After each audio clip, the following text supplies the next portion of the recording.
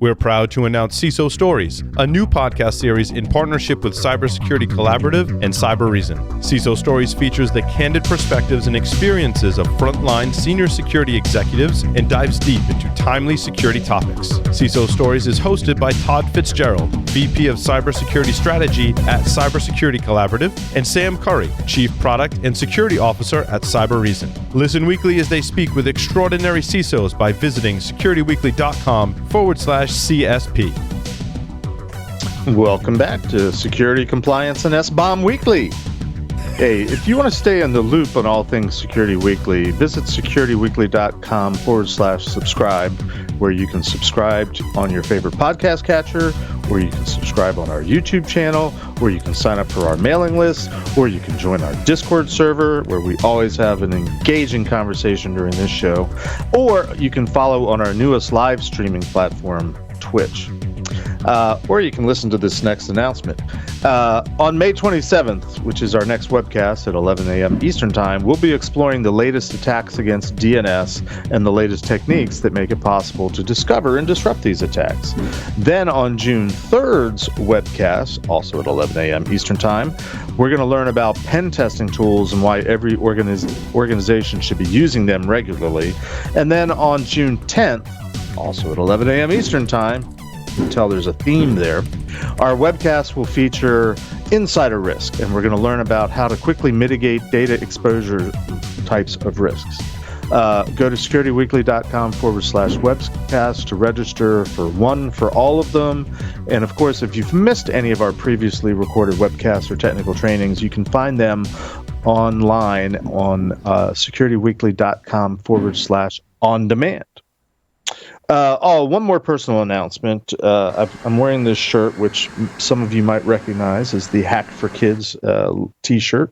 I recently joined Hack for Kids board of directors. It's a small nonprofit to try to help them facilitate what they do, which is teaching young people about hacking skills and exposing them, and hopefully to pique interest in young people getting into our field.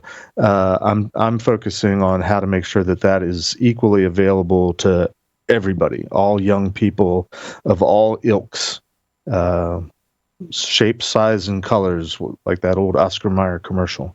But check out hackforkids.com, and if you know a young person, try to plug them in, and we will teach them all about fun hacking skills. Anyway, let's get back to our discussion with Allan. Like I said, I want to shift gears a little bit and move on to the executive order. And the question I wanted to ask, just sort of initially, Allan, to kick this thing off, and hopefully, we won't get too much down a rabbit hole. But my question was, before the executive order came out a couple weeks ago, what was your sort of grand vision of where you wanted to go with SBOM, and how you thought it would be, become part of the fabric, if you will. In that sense, I can't help thinking, well, if you want people to use it, follow it, do it, there's got to be regulation tied in there somewhere. If you could touch on that, and then, how does the executive order and the fact that SBOM is named in the executive order, is that the fulfillment of the dreams and the goals, or is that shifting gears a little bit? How does that impact sort of your grand plans and dreams and visions for SBOM? Take it away. So first, let's go back a little bit. As I said, SBOM has been talked about for a while. It builds on some of the older traditions of modern 20th century industrialization. We'll keep citing Josh Corman, who really, really loves Deming, the famous expert in supply chain that sort of helped pioneer Toyota and sort of brought around the sort of modern supply chain model. And we sort of had this idea, and people have been talking about it. One of the things that NTIA tried to do was to bring to the community, say, hey, what does SBOM actually mean? So let's come up with a consensus vision when we say SBOM. What does it mean? What's the minimum viable model or the baseline model? So we've got the what. Let's document the use cases. We talked about the why, and then the how. What what tools do we have that can already do this? And we haven't had a chance, so I'll give a shout out to our friends in a couple of different communities. SPDX, Software Package Data Exchange, which is a Linux Foundation project. Cyclone DX, which is a different data format that comes out of the OWASP world. And then there's something called the SWID tag, which is an older ISO standard that our friends at NIST and some others have been using and talking about. So these 3 data formats, and we've focused on harmonizing them. So we've done the what, the why, and the how.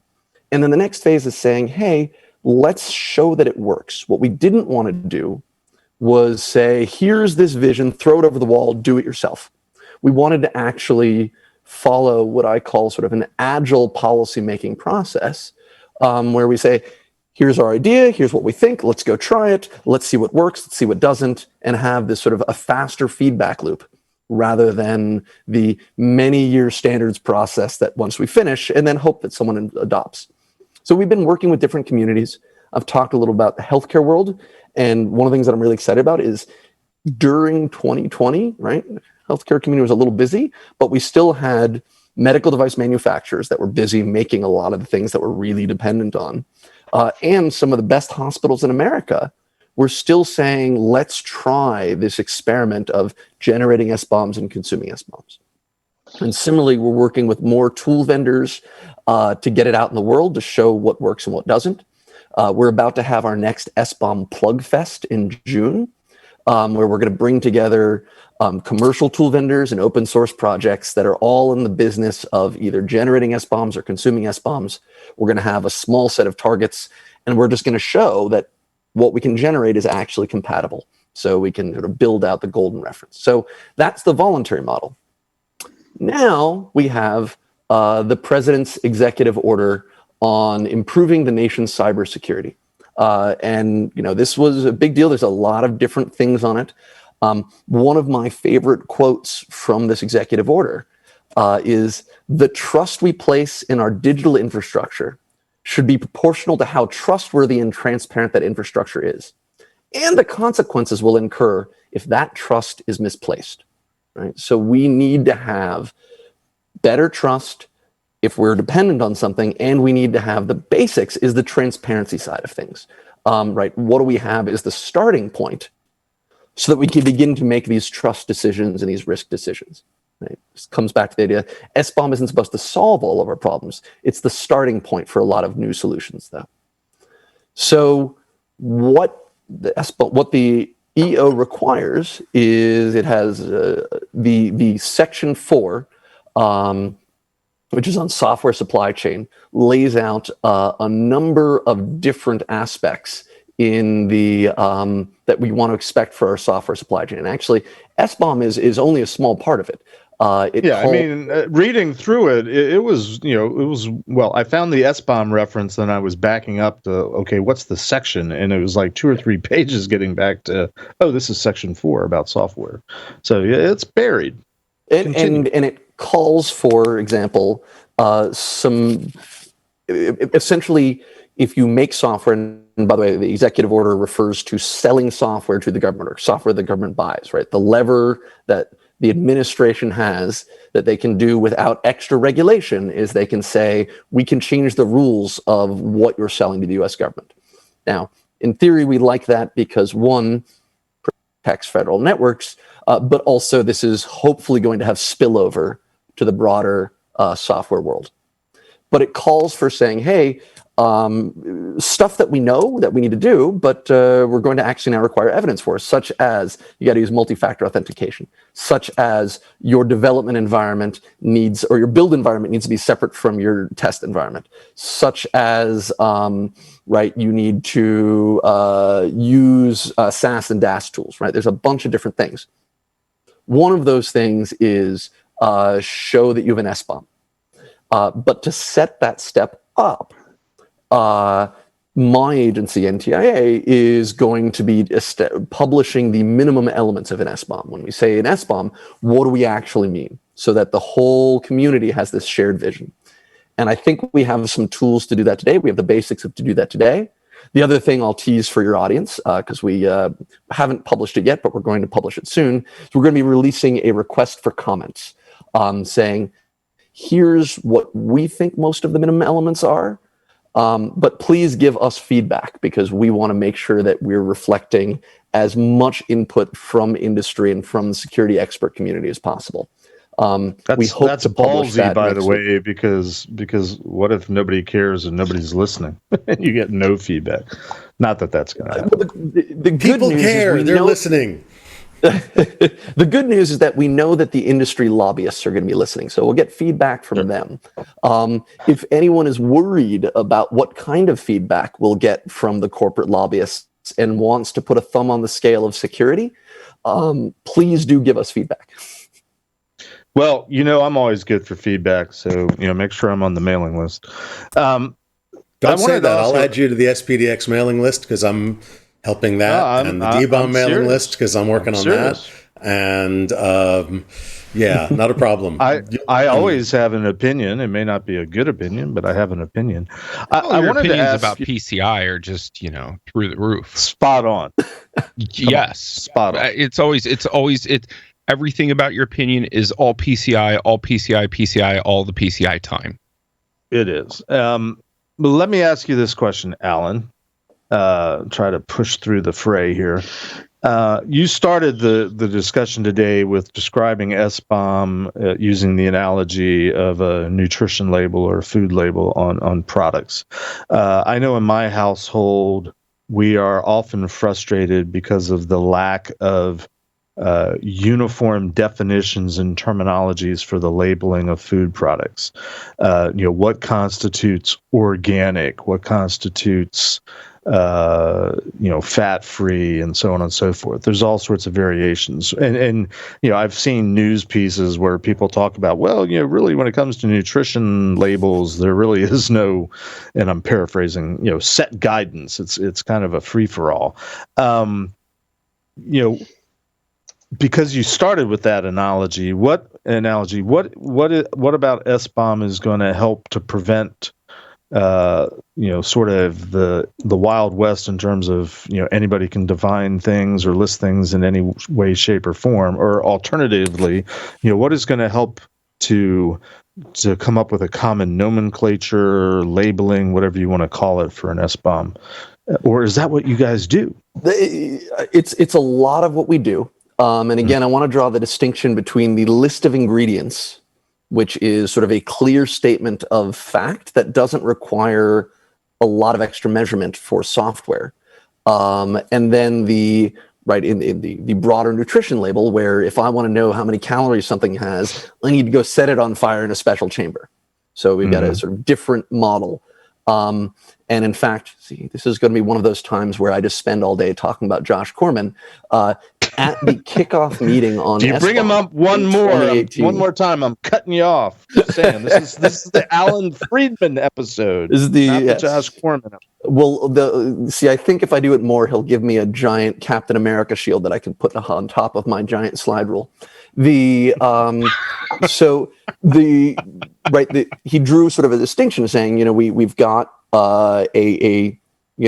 what's simple today is the list of ingredients, and then down the road we're going to work towards taking that and interpreting that into getting more accessible information. So what today, to take Jeff's question, what today are the things that we're going to be able to do? Well, on one hand, if I use a specific piece of software, well, that's a piece of information that I can decide to work with, right? Hey, are you using the freshest, healthiest ingredients, or are you using stale and out-of-date pieces of software?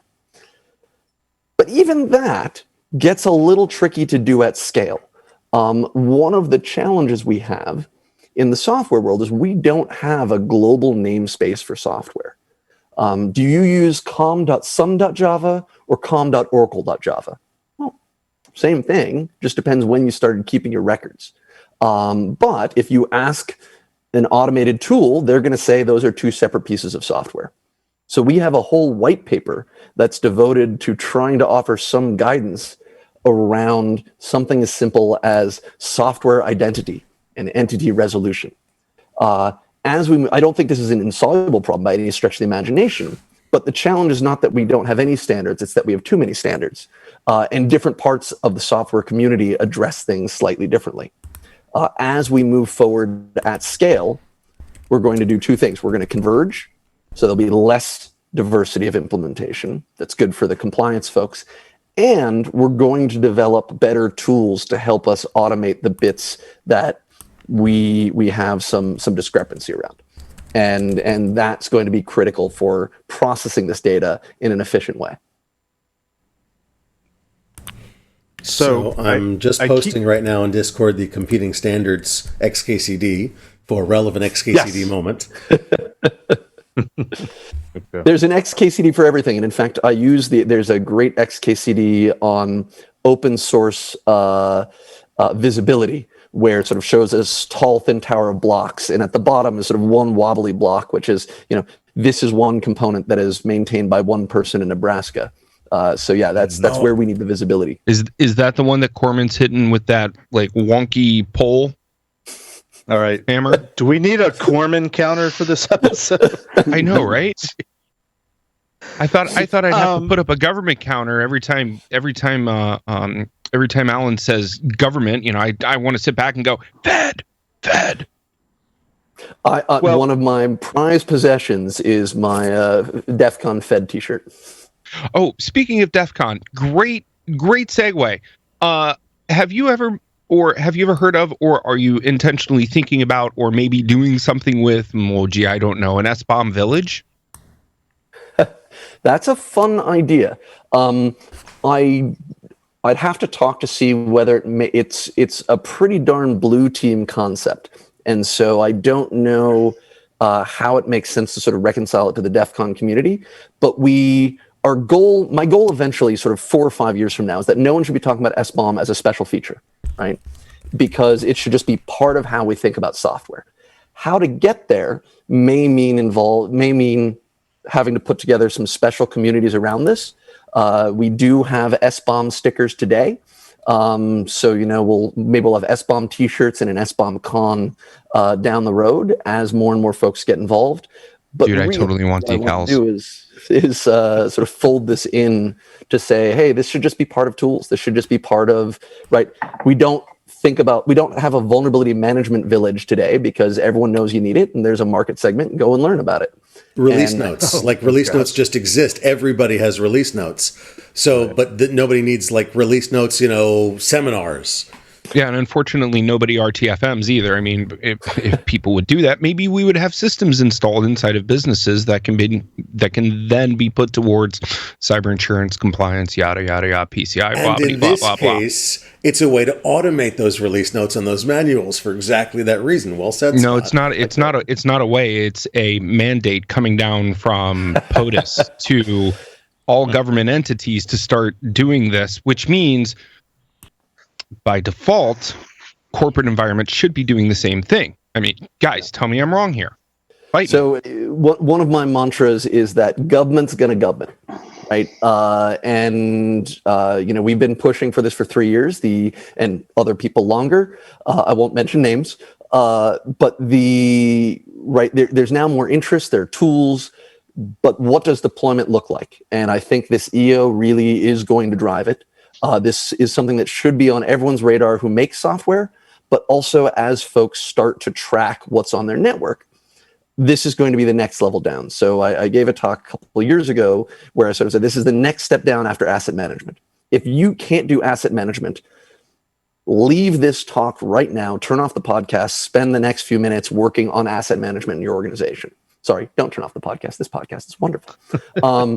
But once you have asset management down, this is the next step, because the risks that we're trying to capture are not the top 5 software suppliers, right? This isn't necessarily the big tech issue. It's the fact that you probably have a lot of stuff on your network that's never going to have a CV against it by itself, right? It's the organization is too small. It doesn't have a CNA authority, right? It's unlikely to ever get a researcher to poke at that thing. But the risk is that it will have a vulnerability in it that's going to be part of the Metasploit toolkit. That's going to be, something that slots into someone's Cobalt Strike, because it's the automated risk, and you need to know what it's there. And that's the vision behind SBOM, is sort of saying Right. to say, I want to ask you a tough question here. So maybe it's political, maybe it's not. But sometimes what happens is when you have these things that come out of government, it's always do as I say, not what we do. And they always tend to do something different than expect everybody else to follow suit of what they mandated. So how do you make sure that this is now going to be enforced on both sides, whether that's on the public or the private sector is going through that, to make sure that it is actually adopted and there is no obfuscation of people hiding stuff and people are forthcoming and transparent and making sure that it's on both sides, that they institute an SBOM and stand by it and have consequences associated with it if people don't follow a set standard? Liam, we were supposed to implement 171, and look at how many businesses did that. There's no teeth behind it, just like there's no teeth behind SBOM. Again, fight me if I'm wrong. Well, it's funny you bring that up, Scott. And so let me add on to that before you respond, Allan. I'm still struggling with and still reeling over the fact that you couldn't answer my early question of what exactly is SBOM? You came up with a concept, but in as much as it's a concept, I can't help but think that even in responding and meeting the edicts that the executive order puts out, there's got to be something done legislatively, which is likely regulatory in nature, which kind of smells and feels like compliance. So to put on the PCI cap for a minute, just to not because I'm blatantly trying to say PCI, but yes, you are.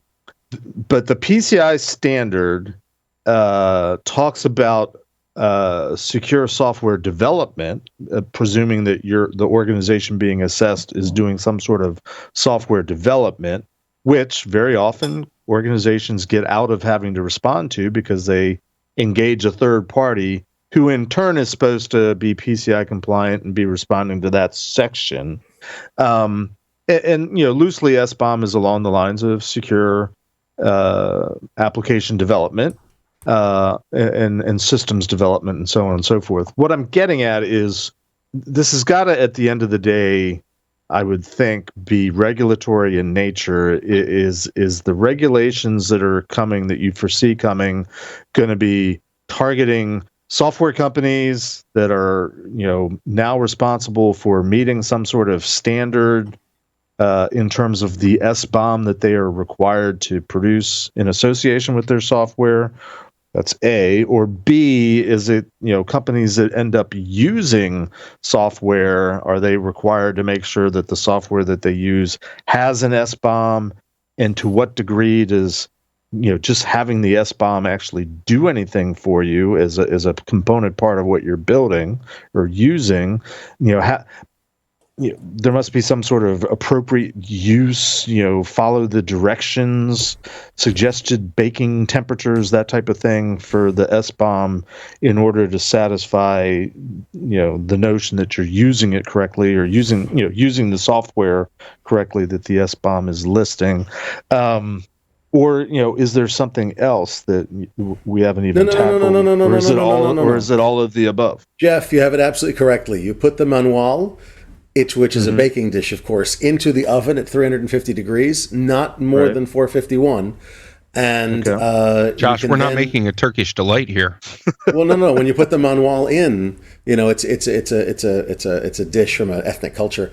That then you can actually bake it, and it'll turn into baked or dried paper, which you can then read the frigging manual and get your stuff done. No. In this case, the SBOM is effectively to be used in multiple ways, but part of it is simply visibility in terms of making it real for the companies that are consuming the software, that there are Legos, there are recipe ingredients in this piece of software that you've bought that you need to be aware of, you need to be knowledgeable about. I mean, and we've had these kinds of incidents in the recent past. Remember Heartbleed? Okay, for the companies that didn't realize OpenSSL was there, now you know. Okay, go ahead, Allan. I'm sorry. No, right. These you guys are drilling into the super tough questions, and I think first and foremost, like how do I see this being used? Is that it's really weird that the hard part isn't finding a vulnerability. It's saying once we find a vulnerability, where is it on my network? whether it's known vulnerability or, hey, this government has decided that we no longer trust anything from this company. There are a bunch of different stories that we can tell where we know this type of question is going to happen more and more. And and there are tools out there that will allow you to do the MD5 hashing and then search the network. One of the great tools that is not really well known about, and if you're listening, please go out and look for it. It's called Velociraptor. It's made by Velocidex, and it allows you to do the active threat hunting, which is where you're headed with this, right, Allan? I thank you I didn't know about Velociraptor, but the vision is basically saying this should be the easy part. The hard part should be finding the vulnerability or making the decision that says, hey, this risk is no longer viable for our network. But in fact, so much of the time and effort is actually spent scouring it, because a lot of this stuff isn't just, well, it says so on the outside of the box, because even SolarWinds was in a few cases actually white labeled by a third-party vendor. And that was quite rare for this kind of major attack. Almost every other piece of software that we care about is white boxed and re-white boxed across our network. And that's why we need the transparency.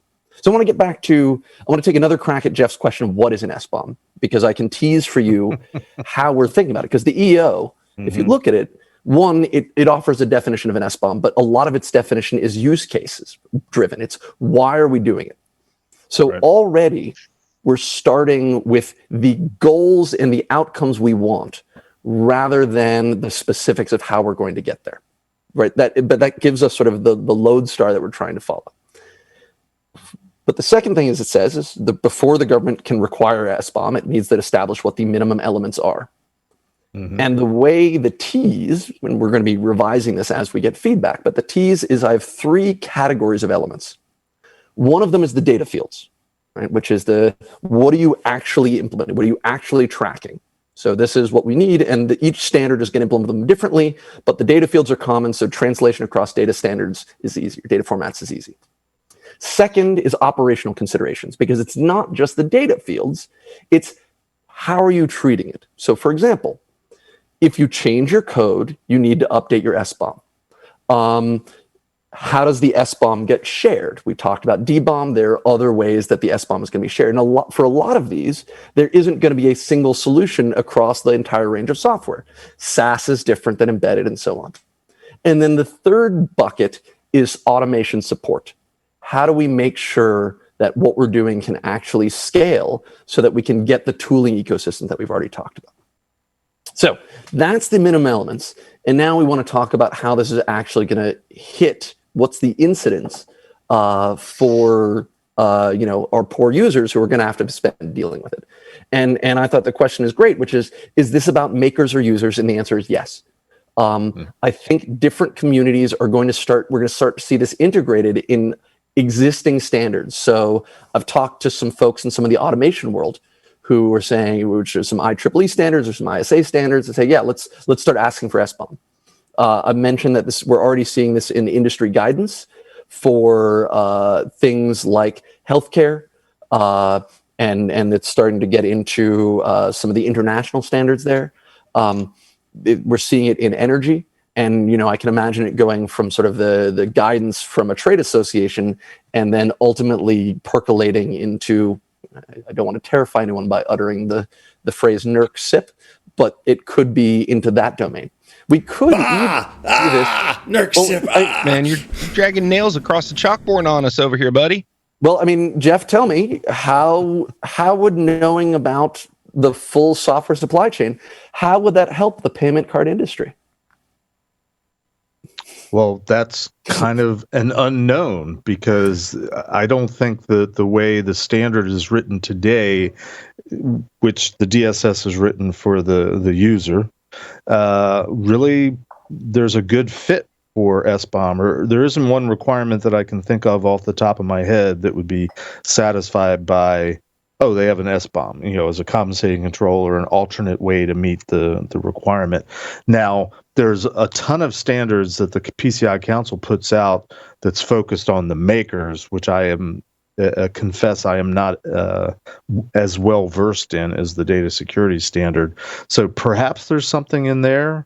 but I doubt it off the top of my head. Sounds like you and Allan need to go to the PCI Council and start beating the SBOM war drum. No, I frankly, I was going to ask whether, to what degree you guys have had any contact with an august legislative body such as the PCI Council. Because they certainly, I'm sure they're aware of SBOM, if they've drugged you, make us a signal. Okay? If you need to escape the PCI Council brig, send us a signal. Do something unusual. Everything I do is unusual. I'm voguing. Jeff, we all know, listen, buddy, I hate to say it, but we all know deep down you're a material girl. I am. And material girls just want to have fun. Mm-hmm. And I think in the short run, this is going to be driven by the folks that look at this space and think about what they're going to need, what isn't being met by their existing standards.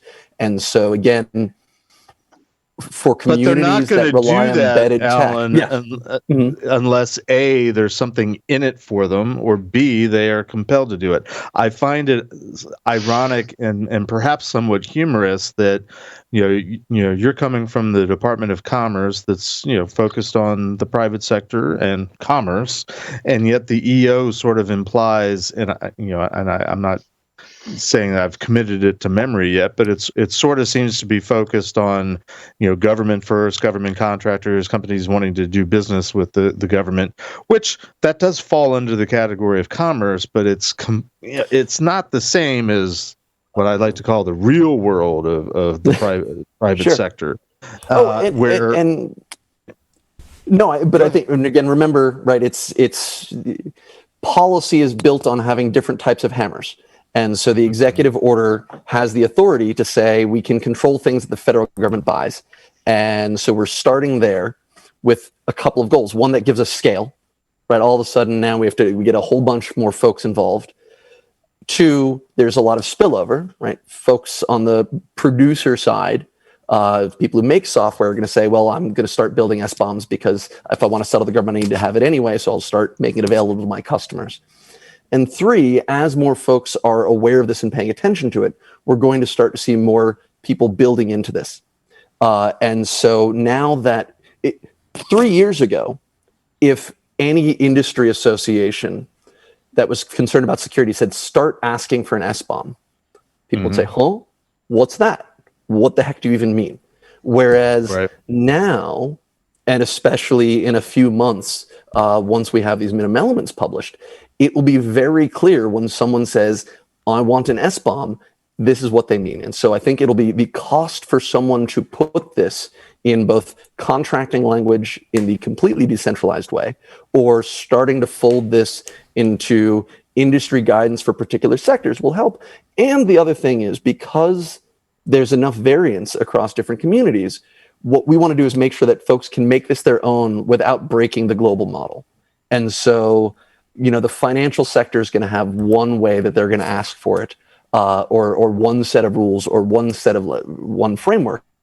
Mm-hmm. The automotive sector may have a different one, but what we want to make sure is that even though there'll be subtle differences, right? How does it deliver? We want you to use this format versus that format. It's still something that can be delivered at scale by some of the common points upstream. Yeah, I'm not buying it. It really sounds to me like the government is trying to say, well, we need to push acceptance of SBOMs, and not only through the executive order, but we need to start influencing the commercial world, and especially the security world, to start swallowing up SBOMs into everything that's done for business and for business products. Is that correct? I mean, that is the vision, which is to say we've carried the voluntary process forward, and now government is stepping in at the highest levels and saying we want to start to slide this into things that government involved. But now, since there's going to be greater supply, we can start. This will also help with the demand side of things, right? One of the challenges of SBOM is it's been a chicken and egg problem. No one is asking for it, so no one's supplying it. No one's supplying it, so no one's asking for it. if we get this injection of supply, which we're going to have to because people are going to give it to the government, then more and more folks are going to say, oh, if this data is already in your network, my product is better than my competitor's product because I can use this SBOM data to make you secure. And I can do so at scale. I can make you solve your problems and make it cheaper, et cetera. Network effect. It's going to be the network effect of it's there, I'll use it. And then as other people use it, it'll just grow and explode. And I think, I personally think, I agree with you 100%, Allan. I think that these network effects of the SBOMs are going to change how we handle software and vulnerabilities for the rest of time. So we're needing. That's a really general statement, to be able to say for the rest of the time. How about we say in the next 10 years, X is going to happen or Y is going to happen, because we've been talking about changing vulnerabilities, how they get announced, who's doing it, what that looks like. We've been arguing over that for at least the last 10 to 15 years. So what we're doing now is adding a whole bunch more shit into the mix, and there are things that are going to be falling off the plate. There are going to be things that are moving up. The executive order that Biden put out, what struck me was the amount of time people had to start looking at this stuff. Government moves slow. I mean, real slow. I mean, to the point where if it makes sense, it's not going to happen slow. So, well, you're raising a good point, Scott, and I need to try to wrap this up a little bit. And I want to let you have the last word, so to speak, Allan. I feel like we've barely scratched the surface. We haven't even gotten into the whole executive order. That should probably be a whole show sometime, guys. But in as much as we keep bringing up vulnerabilities, and somehow all of this has to do with vulnerabilities, Allan, as a last word and possibly as a tease to have you come back to the show in the next couple months, are you planning on speaking anywhere, anytime in the near future? And what are you going to be speaking about at Black Hat this summer? Well, thank you. So subtle 2 points on the compliance side here, which is one, if SBOM tells you a lot more about potential vulnerabilities on your network, does that change what your obligation is to act on them? And I know that that's something that's very relevant to the compliance side of things. And the other part that's even trickier is not all vulnerabilities are actually bad, right? Not all vulnerabilities are really truly exploitable for a bunch of reasons. And so we've developed this because we want to help suppliers say, hey, I'm telling you everything that's in my product, but some of those products may say they have a vulnerability, but they don't actually affect my product. And so we've developed this idea called the Vulnerability Exploitability Exchange, or VEX. And I'm going to be giving a talk on that at Black Hat this year with my German counterpart, because we want to sort of really tie SBOM and the whole supply chain issue into the challenge of how do we manage vulnerabilities on our networks. And I think that's going to be that seems like a vexing problem. What are you going to offer? Give us a teaser. So we're partnering with, first of all, I promise never to use puns on your podcast. We're better than that. But we're going to be partnering with, I'm partnering with my German counterpart, and we're using an OASIS standard called the Common Security Advisory Framework, or CSAF. And essentially what we're imagining is the idea of a negative security vulnerability advisory. So right now, a security advisory says, I am vulnerable. We want to allow vendors to say, I'm not vulnerable. And imagine what can happen with the whole vulnerability prioritization and the vulnerability management space if you can allow a supplier or a third-party security expert to say, you know what, this one isn't really a risk. And so, again, that's a new ecosystem we want to enable. There are a whole bunch of challenges about what that's going to look like on the legal side and on the business side, but we're really excited about that as a technical aspect as well. That sounds intriguing. And I, for one, would certainly love to have you come back and continue any discussion of any topic, but certainly happy to talk about what you guys are planning on presenting at Black Hat. So we'll have to work with our scheduling people. Allan, thank you very much for joining us today. It's certainly been a thought-provoking, brain-stretching conversation. I'm a jaded curmudgeon type that doesn't think government can really solve any problems, but God bless them for trying. Again, thank you for joining us. Thank you for the conversation. Like so many times, I feel like we've only scratched the surface. We could keep going for hours and hours, but alas, our time is up. So that's going to wrap us for this week for Security and Compliance Weekly. Thanks everyone for joining us. Allan, we hope to have you back soon. Thanks so much. Maybe with cigars next time in person. That would be awesome. Let's hope. Fingers crossed. All right. Thank you, everyone.